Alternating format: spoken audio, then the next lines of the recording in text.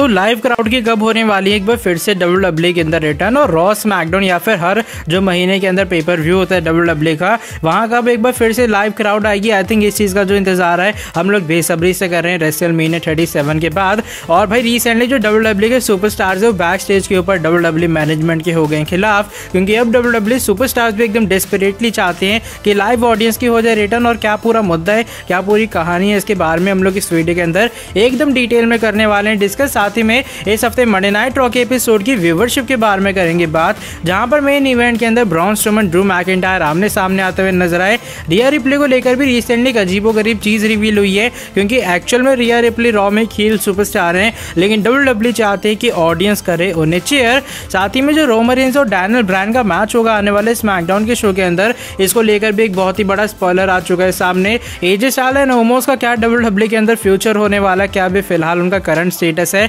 जब लगातार हफ्तों से हमें वो नहीं दिखाई दिए हैं। और WWE ने अब फाइनली उनकी रिटर्न भी कर दिया है। 900 फाइनल अपडेट के अंदर हम लोग लाइव फैंस की रिटर्न के बारे में करेंगे बात, और इसी मुद्दे के कारण WWE मैनेजमेंट और बैक स्टेज पे सुपरस्टार्स हो गए हैं आमने सामने। तो जो पूरी अपडेट है जिसे मैंने कहा डिटेल में हम लोग डिस्कस करेंगे। So without wasting any time let's begin this video. तो भाई वीडियो को शुरू करते सबसे पहली अपडेट के साथ, जो कि इस हफ्ते मंडे नाइट रॉ के एपिसोड की व्यूवरशिप के बारे में जुड़ी है, जो कि मेरे हिसाब से रॉ का ज़्यादा अच्छा एडिशन नहीं था, और मैं कहूँगा ज़्यादा बेकार एडिशन नहीं था। मुझे एवरेज शो लगा, चीज़ें बीच बीच में शो में इतनी ज़्यादा बेकार होगी, मेरा मन किया भाई मैं टीवी को ऑफ कर दूँ, आराम से अपनी नींद पूरी कर लेता हूँ। फालतू में मैं सुबह सुबह उठ गया, लेकिन आखिरी में जो थोड़ा बहुत एक्शन था मेरे हिसाब से उसने शो को थोड़ा सा अच्छा बना दिया। और वहीं व्यूवरशिप की बात करें तो भाई इस हफ्ते रॉ की रेटिंग्स आ चुकी है सामने, और जो ओवरनाइट व्यूवरशिप आई है 3 घंटे रॉ के एपिसोड की, वो आई है 1.77 मिलियन व्यूवर्स, और ये पिछले हफ्ते के मुकाबले डाउन है, क्योंकि पिछले हफ्ते रेटिंग्स आई थी 1.907 मिलियन व्यूवर्स। अब लगता है ऐसा कि इस हफ्ते रॉ के एपिसोड को देखने के बाद सिर्फ इंडियन फैंस ही नहीं बल्कि अमेरिकन फैंस भी काफी ज्यादा नाखुश थे, क्योंकि व्यूवरशिप इतनी ज्यादा कम आई है। और मेरे हिसाब से 1.77 नहीं, ये जो रॉ का एपिसोड है ये 1 मिलियन के आसपास रेटिंग सिर्फ डिजर्व करता है, क्योंकि भाई पता नहीं WWE को हो क्या गया। जो WWE के रॉ के राइटर्स है स्पेशली, वो बिल्कुल भी एफर्ट ही नहीं डाल रहे हैं स्टोरी लाइन को लिखने में। पिछले हफ्ते जो राइवलरी चल रही थी उनको एक टैग टीम एक्शन में डाल दिया, जैसे भाई चल रही थी राइवलरी बीच में डेमन प्रीस्ट वाली, तो यहाँ पर उन्होंने क्या किया, डेमन प्रीस्ट के खिलाफ मिस को उतार दिया था, और इस हफ्ते उन्होंने एक टैग टीम मैच बना दिया जहाँ पर डेमन प्रीस्ट के साथ न्यू डे आ गई, और भाई मिस के साथ हमें अलायस और जैक्सन राइकर आते हुए नजर आए। मतलब इतनी ईजिली रॉ का एपिसोड तो भाई मैं भी बना सकता हूँ। 3 घंटे रॉ का एपिसोड सिर्फ मैं ऐसे 5 मिनट में लिख सकता हूँ। और आपका क्या सोचना है इस पूरी व्यूवरशिप के बारे में जो कि इस हफ्ते रॉ के एपिसोड की आई है, कमेंट सेक्शन के अंदर आप लोग बता सकते हो। नेक्स्ट अपडेट की तरफ लेकिन अब हम लोग बढ़ लेते हैं, और इस बार जुड़ी है the phenomenal one AJ Styles and Omos के बारे में। और जो लोग भूल गए हैं, एजे स्टाइल्स और ओमोस WWE के अंदर अभी फिलहाल रॉ के टैग टीम चैंपियन है। इसका मतलब ये कि सिर्फ रॉ के राइटर्स नशे में स्टोरी लाइन नहीं लिख रहे हैं, बल्कि वो कभी कभार नशे में अपने जो टैग टीम चैंपियंस हैं उनको भी भूल जाते हैं कि एजे स्टाइल्स और ओमोस नाम के भी 2 व्यक्ति अभी फिलहाल रॉ के एपिसोड के अंदर चैंपियन है, या फिर वो काम करते हैं। लेकिन भाई फाइनली WWE ने एजे स्टाइल्स और ओमोस की जो रिटर्न है वो अनाउंस कर दी है, और कोई रेसलिंग रिटर्न नहीं है उनकी, बल्कि आने वाला या फिर कह लो जो WWE का कल का बम्प का एपिसोड होने वाला है, वहां पर स्पेशल गेस्ट हमें एजे स्टाइल्स एंड ओमोस आते हुए नजर आएंगे। और मे बी वो अपने WWE के जो करंट सिचुएशन है उसे एड्रेस कर सकते हैं। मे बी वो एक दावा ठोक सकते हैं कि आने वाले रॉ के एपिसोड में उनको न्यू चैलेंजेस मिलने चाहिए, क्योंकि वहां पर वो हमें आते हुए नजर आएंगे। और वहीं बात रही उनके करंट रॉ के स्टेटस की, तो भाई ये जो अपडेट है ब्रायन एल्विस की तरफ से आई है सामने। ब्रायन एल्विस ये बात रिवील करते कि ऐसा नहीं है अभी फिलहाल जो एजे स्टाइल्स एंड ओमोस है रॉ के एपिसोड के अंदर नहीं है, या फिर वो बैक स्टेज के ऊपर अवेलेबल नहीं है, वो कोई छुट्टी वगैरह मनाने गए हैं, ऐसा कुछ भी नहीं है। बैक स्टेज के ऊपर एजे स्टाइल्स एंड ओमोस हर हफ्ते आते हैं, लेकिन WWE को आइडिया नहीं है कि किस तरीके से वो एजे स्टाइल्स एंड ओमोस को बुक कर सकती है। अब देखो भाई बम्प वाले एपिसोड के ऊपर आ रहे हैं, तो मे भी कुछ चीज़ें हो सकती हैं, और आने वाले रॉ के एपिसोड में मैं तो यही उम्मीद करूंगा कि काश नशे वाले एकदम रॉ के राइटर्स को ये बात याद आ जाए कि एजे स्टाइल्स एंड ओमोस अभी फिलहाल रॉ के टैग टीम चैंपियंस भी हैं। लेकिन अब हम लोग बढ़ लेते हैं आज की हमारी नेक्स्ट अपडेट की तरफ, और नेक्स्ट अपडेट इस बार करंट रॉ वुमेन्स चैंपियन रिया रिप्ले के बारे में जुड़ी है। और रिया रिप्ले को लेकर भी फिलहाल WWE के पास कुछ काफी ज्यादा वियर्ड प्लान्स है, जिसको सुनने के बाद आप लोग हैरान जरूर हो जाओगे। हमने कुछ रॉ के एपिसोड से देखा जो रिया रिप्ले है वो आस्का के थोड़ा बहुत साथ देती थी, और शार्लेट फेयर के वो हमेशा खिलाफ एक तरह का खड़ी रहती थी, यानी कि वो यहाँ पर एक बेबी फेस भी नहीं थी, वो एक हील भी नहीं थी, हम उन्हें एक न्यूट्रल सुपरस्टार मान सकते थे। लेकिन भाई होता क्या, रिसेंटली रॉ के एपिसोड के ऊपर रिया रिप्ले हमें नाया जैक्सन, शेना बेजलर जो कि एक हील टीम है उनके साथ एक टैग टीम मैच मैच में आती हुई नजर आती है।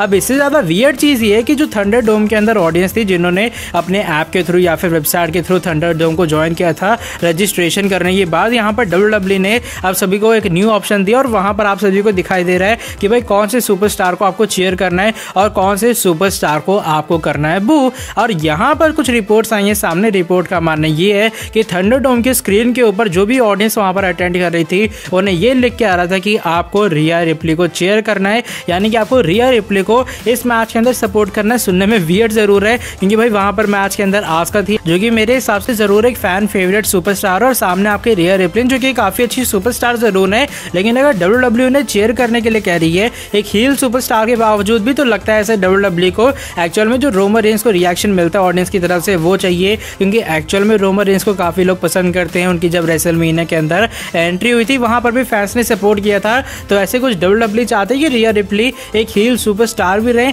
और मेरे हिसाब से एक एंटी सुपरस्टार उनको बनाने की कोशिश है, जो कि मेरे हिसाब से अपने मनमर्जी की करती, जैसे बीच में हमें स्टोन कोल्ड स्टीव ऑस्टिन भी करते हुए नजर आते थे। तो लगता है ऐसे WWE, मैंने ऑस्टिन का वॉटसन नहीं कहा पहली बात, और लगता है ऐसे WWE रिया रिप्ली के साथ भी यही कुछ चीजें करना चाहती है। एंड देखते हैं आने वाले टाइम में क्या होते हैं WWE के पास रिया रिप्ली को लेकर प्लान्स। नेक्स्ट अपडेट की तरफ लेकिन अब हम लोग बढ़ लेते हैं जो कि आने वाले स्मैकडाउन के शो के बारे में जुड़ी है, जो कि मेरे हिसाब से स्मैकडाउन का एक थ्रिलिंग एडिशन होने वाला है, क्योंकि ऑलरेडी यूनिवर्सल चैंपियनशिप का एक बहुत ही बड़ा मैच इस शो के लिए अनाउंस हो चुका है और यहाँ पर tribal chief Roman Reigns face करेंगे डैनियल ब्रायन का। और पहले जब स्मैकडाउन का शो चल रहा था और उसके बाद भी जो WWE फॉक्स है पहले इस मैच को एडवर्टाइज कर रही थी करियर वर्सेस टाइटल मैच, लेकिन भाई होता क्या रिसेंटली जो WWE अपने ऑफिशियल वेबसाइट के ऊपर हमें इस मैच का जो पूरा प्रीव्यू है वो लॉन्च करते हुए नजर आती है। और यहाँ पर WWE ने ये बात क्लियर कर दी है कि अगर डैनियल ब्रायन इस मैच के अंदर हार भी जाते हैं तो उन्हें WWE को लीव नहीं करना पड़ेगा, उन्हें WWE से रिटायरमेंट लेनी नहीं पड़ेगी, ऐसा नहीं होगा उन्हें कंपनी से निकाल दिया जाएगा, बल्कि सिर्फ उन्हें स्मैकडाउन के शो के अंदर उसके बाद नहीं आना पड़ेगा। इसका सीधा सीधा मतलब ये कि NXT एंड रॉ के जो दरवाजे अभी फिलहाल डैनियल ब्रायन के लिए खुले हैं। इससे पहले जो WWE फॉक्स है ऐसे एडवर्टाइज कर रही थी कि भाई अगर हार जाते हैं यहाँ पर डैनियल ब्रायन, उनका जो WWE का करियर है वो पूरे तरीके से खत्म हो जाएगा। लेकिन लगता है कि WWE ने यहाँ पर चेंजेस किए हैं और WWE को ऐसा लगा शायद जो फैंस है वो गलत फहमी ले रहे हैं कि डैनियल ब्रायन का जो करियर है अभी फिलहाल तो ऑन द लाइन है। ऐसा कुछ नहीं होने वाला इस मैच के अंदर, कोई रिटायरमेंट मैच या फिर लास्ट मैच डैनियल ब्रायन का नहीं होगा। आने वाले टाइम में डैनियल ब्रायन कंपीट करने वाले हैं और मेरे हिसाब से मे बी वो आने वाले टाइम में एक पार्ट टाइमर कॉन्ट्रैक्ट है जो WWE के साथ साइन करते हुए नजर आएंगे और फिर वो हमें रॉ के अंदर आते हुए नजर आएंगे और मे बी वो बॉबी लैशली के खिलाफ हमें एक फ्यूड के अंदर भी दिखाई दे सकते हैं। तो लगता है ऐसा भी डैनियल ब्रायन का जो करियर है वो खत्म किसी भी हालत में भी फिलहाल नहीं होने वाला। आने वाले टाइम में मे बी वो एक पार्ट टाइमर सुपरस्टार बन सकते हैं और उनका जो रिटायरमेंट मैच है मेरे हिसाब से कुछ नहीं तो आने वाले 1 से 2 साल बाद होने वाला है। लेकिन अब हम लोग बढ़ लेते हैं आज की हमारी नेक्स्ट एंड फाइनल अपडेट की तरफ और आज की फाइनल अपडेट जुड़ी है लाइव ऑडियंस और लाइव क्राउड की रिटर्न के बारे में, जो कि मे भी अब काफी जल्दी हो सकती है रॉ एंड स्मैकडाउन के शो के ऊपर। अब मैं ऐसा क्यों कह रहा हूँ क्योंकि रिसेंटली इसको लेकर एक थोड़ी बहुत बहस टाइप हो गई है WWE मैनेजमेंट एंड सुपरस्टार्स के बीच रिसेंटली रॉ के एपिसोड के बैक स्टेज के ऊपर। और भाई ये जो अपडेट है वो इस बार रेसल वोट्स की तरफ से आती है। सामने रेसल वोट्स बताते हैं कि जो रिसेंटली रॉ का एपिसोड हुआ था वहां पर बैक स्टेज के ऊपर WWE मैनेजमेंट एंड सुपरस्टार्स के बीच एक बहुत ही लंबी चौड़ी बातचीत हुई थी और ये बातचीत हुई थी UFC के 261 के इवेंट को लेकर, जो कि UFC का आने वाला एक PPV जिसे आप कह सकते हो वो होने वाला है। और यहाँ पर भी जो लाइव क्राउड है या फिर लाइव ऑडियंस है हमें उसकी रिटर्न दिखाई देने वाली करीबन 15,000 मेरे हिसाब से लगभग जो ऑडियंस है हमें UFC 261 में आती हुई नजर आएगी। और यहाँ पर जो रॉ का बैक स्टेज है उसके ऊपर सबसे बड़ा मुद्दा ये था कि अगर UFC एक बार फिर से लाइव क्राउड के रिटर्न करवा सकती है तो अभी फिलहाल WWE के जो शोज हैं यानी कि रॉ और स्मैकडाउन वो क्यों नहीं करवा रहे हैं लाइव ऑडियंस के रिटर्न। जो WWE सुपरस्टार्स है उनका कहना ये है कि थंडर डोम के अंदर कंपीट करके अब थोड़ा बहुत वो पक चुके हैं और भाई अब उन्हें किसी भी हालत में जल्दी से जल्दी एक बार फिर से लाइव क्राउड के रिटर्न चाहिए। अगर UFC वो रिटर्न करवा सकता है तो हम वो रिटर्न अभी फिलहाल क्यों नहीं करवा सकते, क्योंकि लाइव क्राउड के सामने कंपीट करना सुपरस्टार्स के लिए एक अलग फीलिंग होती है, उन्हें एक्चुअल में कंपीट करने में फिर मजा भी आता है और इसलिए जल्दी से जल्दी चाहते हैं हर WWE सुपरस्टार जो कि रॉ के रिसेंटली बैक स्टेज के ऊपर था कि WWE करवाए ऑडियंस के रिटर्न। और यहाँ पर वो 100% कैपेसिटी रिटर्न की बात नहीं कर रहे हैं, यानी कि उनका कहना ये नहीं है कि भाई 30,000 का स्टेडियम है तो आप लोग पूरे के पूरे 30,000 लोग ही बुलाओ रॉ स्मैकडाउन या फिर NXT के शो के अंदर, बल्कि सुपरस्टार्स का कहना ये है कि आप लोग कम से कम ऑडियंस बुलाओ, जितनी अलाउड है चाहे उससे भी कम बुलाओ, लेकिन भाई आप लोगों को ऑडियंस की जो रिटर्न है वो जरूर करवानी चाहिए ताकि एक बार फिर से जो सुपरस्टार्स हैं उनको कम्पीट करने में रिंग के अंदर मजा आए। और जैसे मैंने कहा, ये एक बहुत ही बड़ा मुद्दा था रिसेंटली रॉ के बैक स्टेज के ऊपर। और उसके बाद रिपोर्ट्स का मानना ये कि मे बी जो WWE के